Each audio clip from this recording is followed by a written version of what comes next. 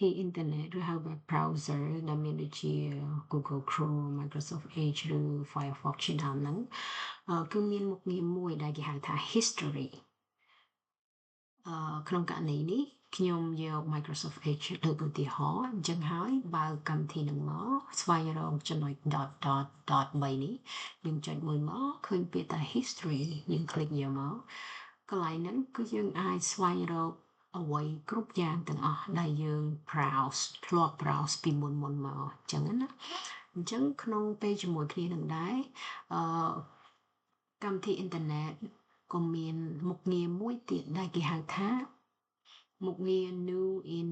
private window ដែលកម្មវិធីនេះមានលក្ខណៈបែបនេះ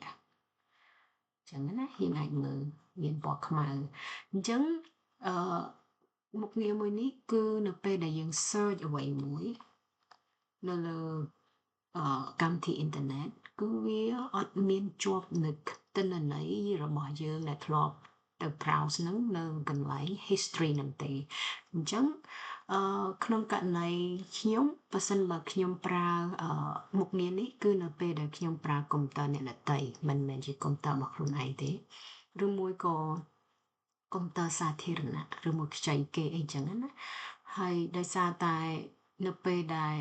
ទិន្នន័យដែលខ្ញុំធ្លាប់ប្រើទាំងអស់ហ្នឹងគឺវាអត់ជាប់នៅកន្លែង history ទេចឹងហើយខ្ញុំចូលចិត្តប្រើនៅពេលបែបហ្នឹង